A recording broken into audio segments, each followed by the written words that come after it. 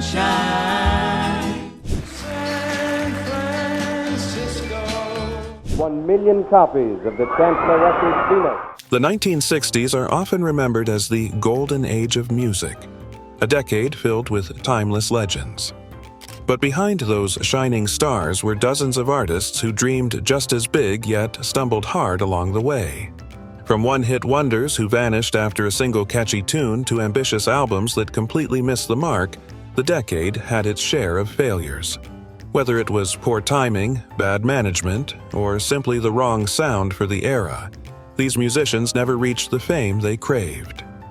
In today's video, we're uncovering 25 forgotten artists from the 1960s that failed miserably. Scott McKenzie gave the world one clear song for one clear summer.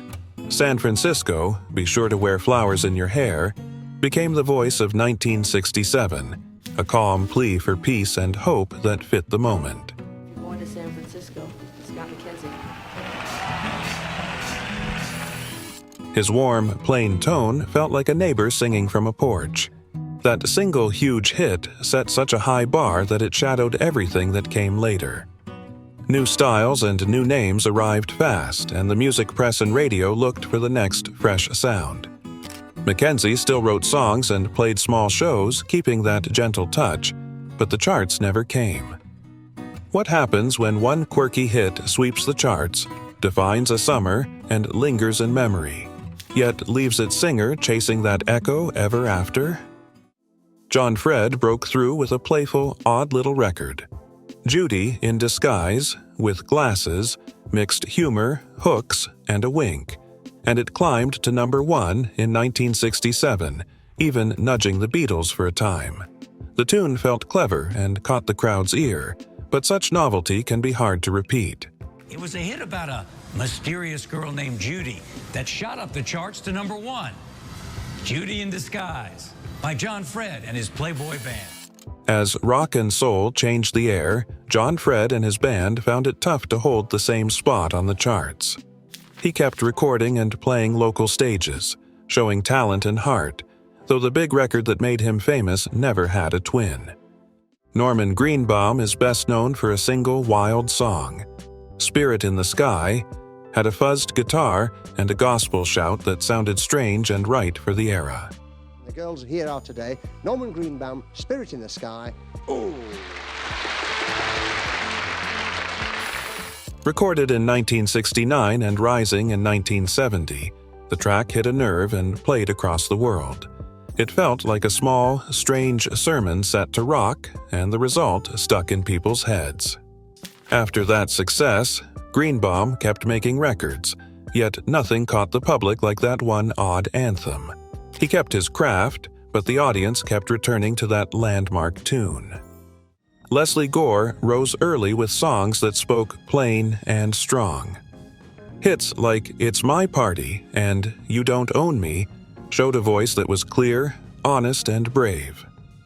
Her records cut through the early 60s with a blend of popcraft and true feeling, but music changed quickly.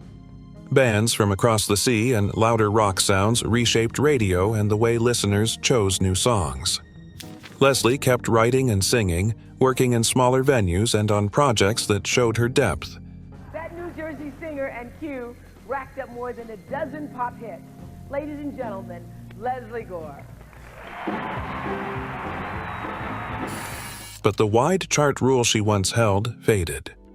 Bobby V fit the tidy early 60s with a clean sound and steady charm. Songs like Take Good Care of My Baby made him a favorite of radio and teen fans who loved a gentle, well-made pop tune. He had the look and the voice that fit the era. The song was called The Night Has 1,000 Eyes. Ladies and gentlemen, Mr. Bobby V. And the hits came in a steady line at first. Then, the later 60s brought louder bands and a rougher feel that made early pop seem softer by contrast.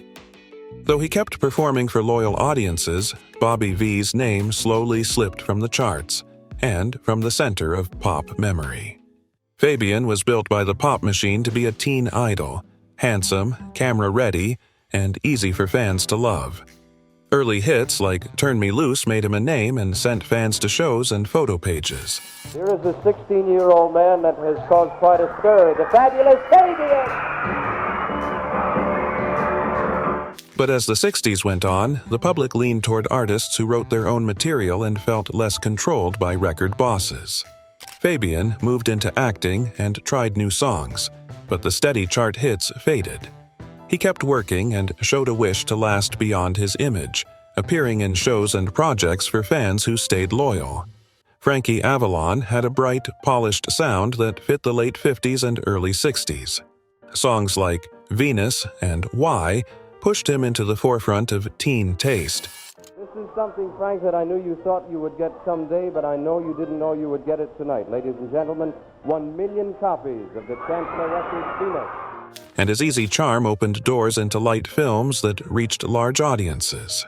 That move to film helped him stay in the public eye as record hits slowed. By the mid-60s, radio wanted rougher sounds and different voices, so Avalon's stream of new chart hits slowed. Still, his name held weight in the public memory, and he found steady work in movies and in shows that celebrated the era. Lou Christie made his mark with a falsetto that could soar sky high, wrapping teenage drama in pure pop theater. His 1966 smash, Lightning Strikes, stormed the charts, mixing urgent lyrics with a sound that felt electric and larger than life. The song was called A Gypsy Cried. This is Mr. Lou Christie. For a moment, he was a voice you could not miss on the radio. But pop fashions moved quickly, and his follow-up singles never held the same force once rock grew harder and heavier. Christie kept performing and recording, showing flashes of that wild range, yet the wide spotlight that once followed him dimmed. His name, once linked to a chart-topping anthem, faded as the decade rolled on. Bobby Darin moved across styles with rare boldness, from tunes like Beyond the Sea to dramatic standards such as Mac the Knife. His voice had range and a stage presence that drew strong notice, and he kept shifting to find new ground. Bobby Darin singing Mac the Knife. Let's have a nice hand for her.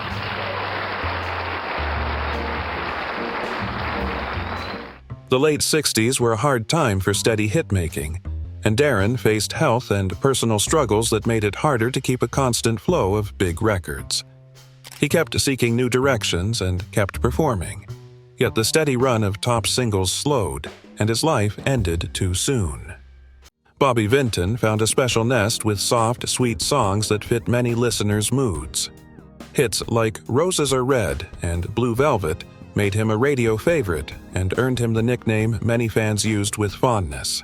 He describes as a unique blend of pop and country. Bobby found an enthusiastic audience when he released his first single, Roses Are Red. Roses are red, my love. His smooth voice and ballad style worked well in the early 60s, and he sold many records during that time. But as rock and varied new sounds rose, the soft pop style was no longer the center of pop radio. Vinton still had hits into the early 70s and kept a loyal audience, yet the era where he ruled the charts shifted away. As a founding member of Jefferson Airplane and Moby Grape, Alexander "Skip" Spence had all the makings of a rock icon. His 1969 solo album, Or, was recorded during a 6-month psychiatric stay, featuring raw, haunting tracks that today are praised as masterpieces of outsider folk. But at the time, Columbia barely promoted it, pressing only a few thousand copies. Little hands, a song in a list of words. Audiences weren't ready for its dark, fragmented style, and Spence's worsening mental health and illegal substance issues left him unable to tour or promote it. The result? A flop during his lifetime, despite later being hailed as visionary. His career collapsed under personal struggles and a lack of support. If Skip Spence failed from fragility, the next band failed because their very name couldn't escape controversy. Barry McGuire hit it big in 1965 with Eve of Destruction, a Vietnam-era protest song that topped the Billboard Hot 100. It should have cemented him as a major folk rock voice. Instead, it backfired. Many radio stations banned the song for being too bleak, and critics slammed it as heavy-handed. McGuire became typecast as a protest singer, and when he tried lighter material afterward, audiences didn't take him seriously. Worse, his record label invested less in him after the controversy, focusing instead on acts like the Mamas and the Papas. Thank you very much. On behalf of the grassroots, the Mamas and the Papas, myself, Barry McGuire, I hope you've had a good time. Hope we can come your way again sometime. Without sustained support, his career flatlined, and he slipped into obscurity. His story shows how one song can define and destroy an artist. And if McGuire failed for being too political, our next entry failed for being too plain. Trini Lopez wrote a wave of charm, rhythm, and grit that lit up stages and radio in the 1960s. He mixed pop, folk, and Latin beats into songs that felt both familiar and fresh. And now, ladies and gentlemen, the star of our show, internationally famous Mr. Trini Lopez. Records like If I Had a Hammer and Lemon Tree showed a voice full of grit and rough edges, and his live shows were big and loud, packed with energy and crowd calls. Trini looked like an everyman and moved like a star, which made him a favorite across many kinds of fans. But pop tastes turned fast, and the market moved on, and he never again held that wide, bright spotlight. Next is a singer whose single hit ruled the airwaves and faded. Gail Garnett struck gold with one clear, warm song that floated on the radio in 1964. We'll Sing in the Sunshine won a Grammy and fit the folk pop mood with its gentle, wistful line. Miss Gail Garnett singing her own composition, We'll Sing in the Sunshine. We'll sing in the sunshine. Her voice was calm and close, the sort that made listeners turn the volume down and listen again. That single sat in homes and on air, and for a time it seemed like a steady, bright light. Yet the charts are quick to change, and follow-up records did not find the same push from labels, DJs, or the shifting taste of the public. Pete Seeger was a folk giant whose songs and actions shaped a generation. He organized sing-alongs, toured widely, and used simple tunes to carry big ideas of justice and community. I put into the song, a couple songs tonight, most explicitly that old spiritual, God gave Noah the rainbow sign. His banjo and voice became symbols of protest, and many later singers learned from his clear, plain way of telling the truth. Yet his path met cold blocks. He was blacklisted from commercial television for years, and politics often narrowed the places where his music could be heard on mainstream channels.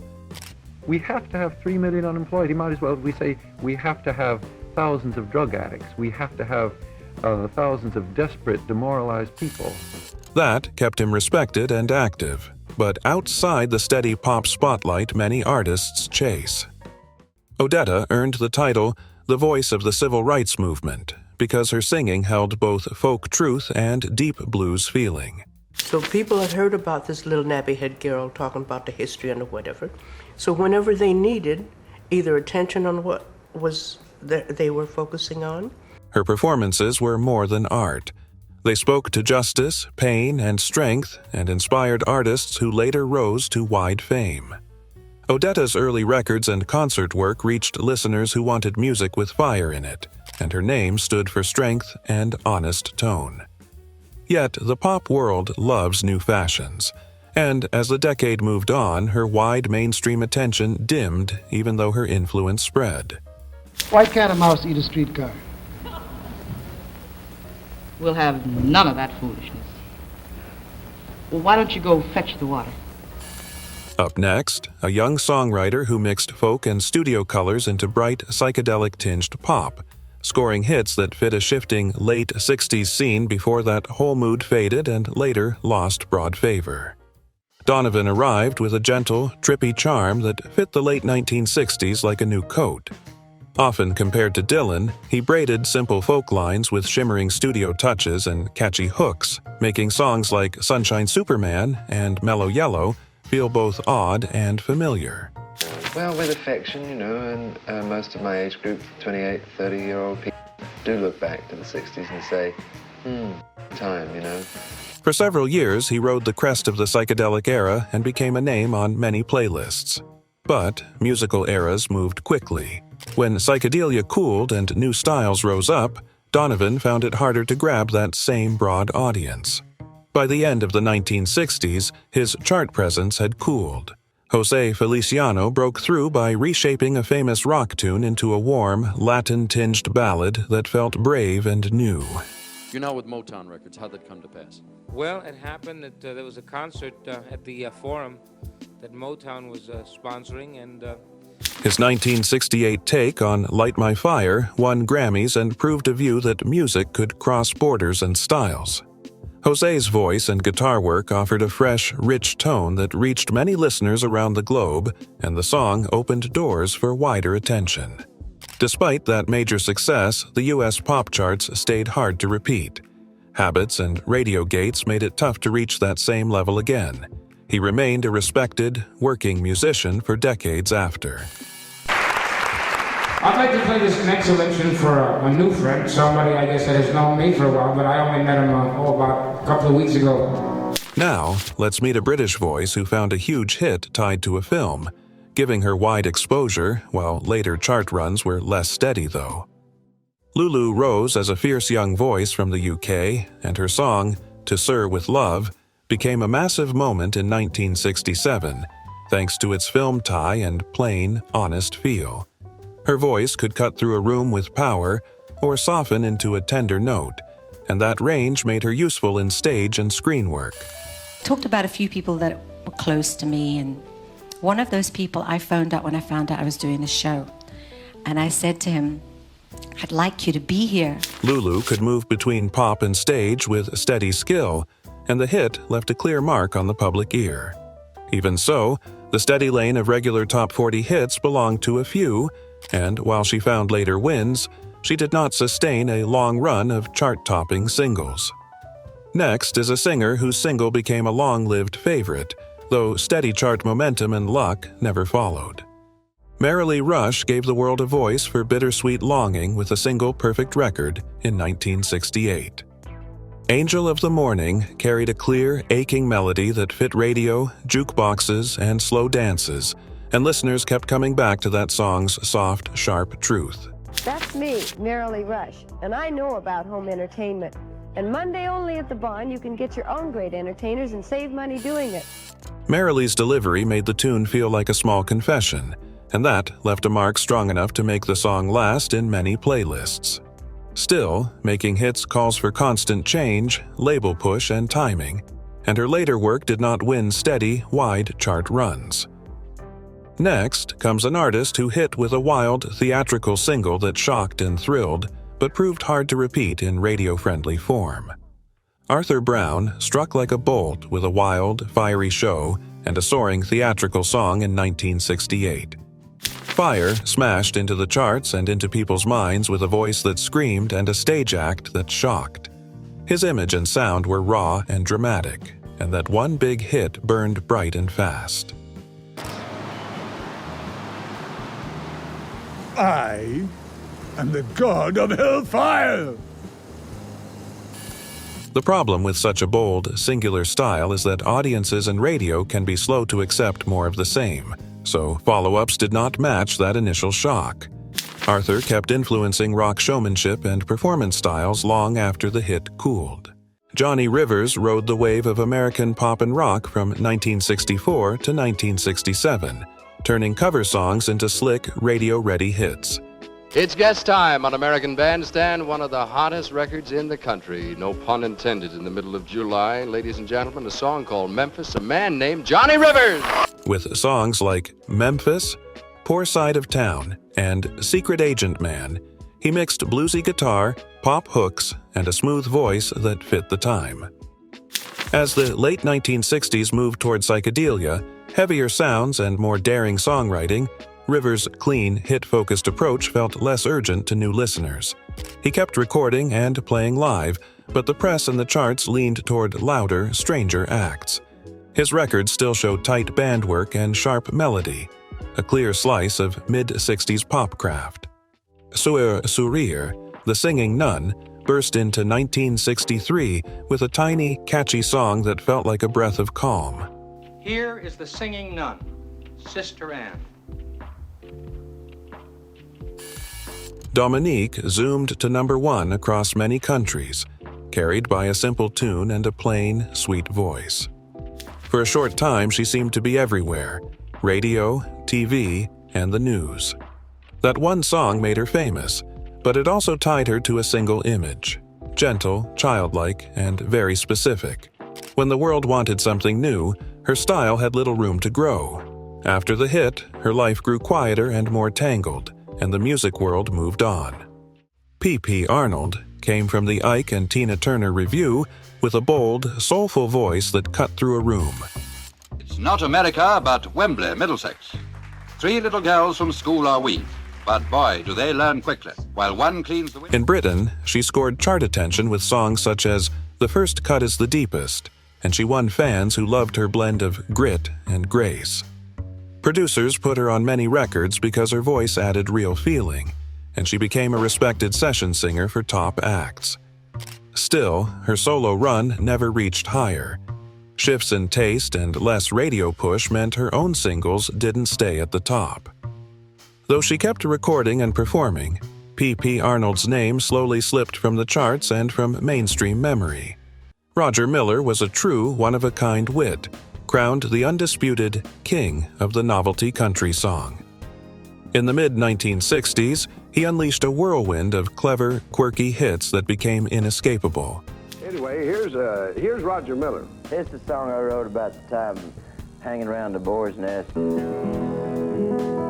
Had some lonely hours myself. With his sly, good-humored drawl, he turned a hobo's philosophy into the timeless King of the Road, made self-deprecation an anthem with Dang Me, and celebrated youthful mischief in Chug-a-Lug.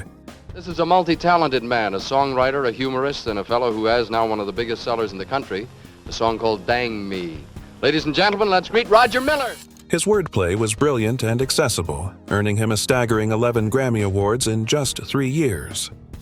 Though he later earned critical acclaim writing for Broadway's Big River, Roger Miller's time as a chart-topping recording artist was a brief but dazzling burst of genius. At steak and ale, what will $8.95 get you? Our hand-cut 6 3/4 ounce sirloin.